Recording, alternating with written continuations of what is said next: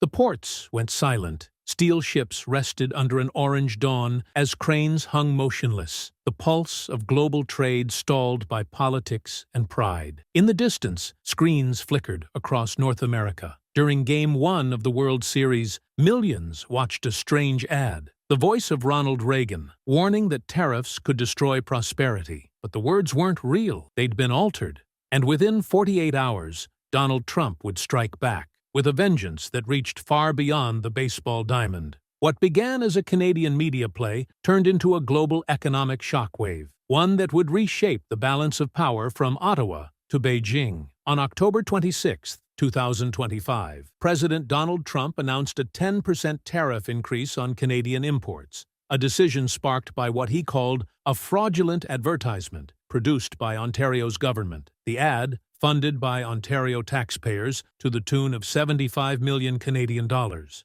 aired across major U.S. networks during the World Series. It used the voice of Ronald Reagan, digitally reworked to condemn protectionism. The message was clear. Tariffs hurt workers, shrink markets, and kill jobs. But to Trump, it was a direct attack. The Reagan Foundation condemned the manipulation, and Trump seized the opportunity. They were caught red-handed, he wrote on Truth Social. Because of their serious misrepresentation and hostile act, I am increasing the tariff on Canada by 10%. With one post, the president turned a political spat into an international escalation, ending all trade negotiations with Canada and igniting fresh fears of a North American trade war. As Air Force One lifted off for Trump's Asia trip, his parting words echoed, "I can play dirtier than they can." In Toronto, Ontario Premier Doug Ford appeared defiant but pragmatic. He promised to pull the ad after Game 2, not immediately, as Trump demanded.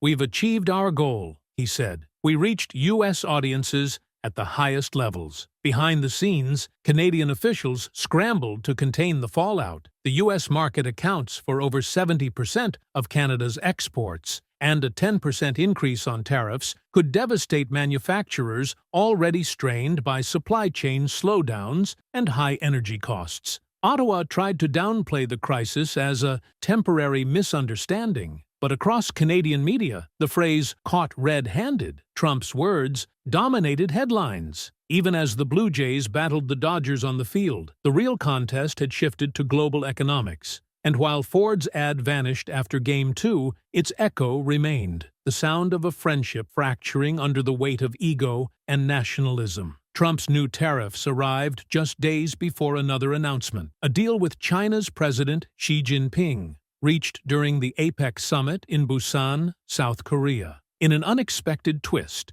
Trump softened tariffs on China while tightening them on Canada. For some, it was strategic genius. For others, contradiction in motion. The Busan Agreement marked a fragile truce between the world's two largest economies. The U.S. agreed to cut certain tariffs by half, especially on goods tied to fentanyl-related chemicals, while China promised to pause its rare earth export controls, a move that eased global anxiety over supply chains vital to electric vehicles, weapons, and microchips. In return, Beijing committed to purchasing up to 12 million tons of American soybeans by year's end, and even more in the years ahead. For American farmers, battered by years of volatility, this was a lifeline. But the deeper message was geopolitical. Trump had chosen economic leverage over alliance loyalty. He punished a close neighbor while striking détente with a rival superpower. Markets reacted sharply. U.S. manufacturing stocks spiked on optimism over Chinese raw material flows.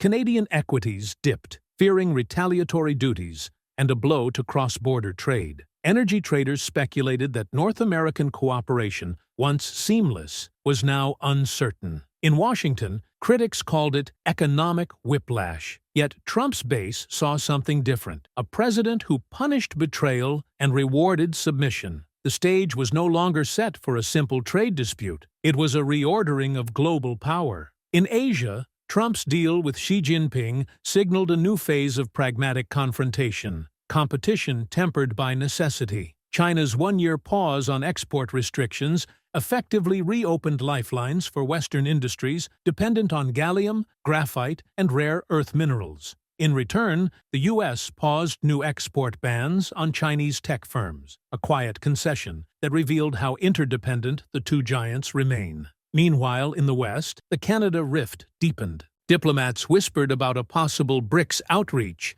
with Canadian policymakers exploring trade diversification toward India and Brazil.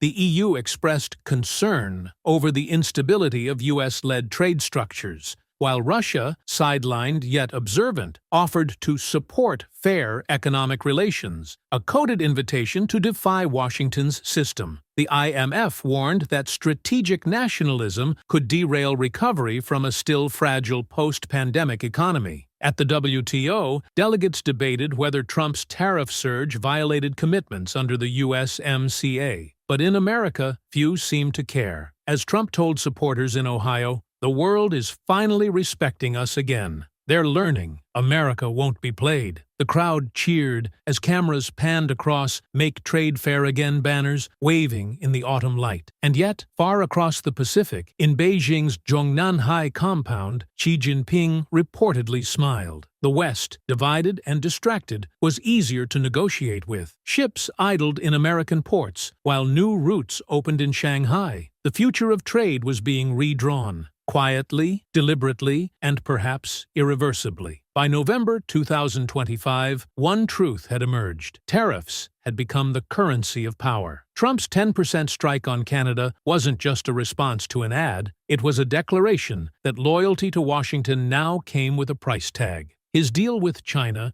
showed that even rivals could find common ground when strategy demanded it. But beneath the deals and decrees lay a deeper transformation, one not measured in percentages or tonnage, but in trust. For decades, America built alliances through open markets and shared ideals. In 2025, it began building them through fear and force. And as the world adjusted, a silent question echoed through trading floors and foreign ministries alike. Was this the resurgence of American dominance, or the beginning of its isolation? America wasn't pushed out, it was quietly replaced. Is this how superpowers fade? Through silence, not shock? Drop your thoughts in the comments below. Share this story if you believe global power is shifting before our eyes. And don't forget to subscribe, because the next chapter of this trade war isn't about tariffs. It's about who controls tomorrow's world.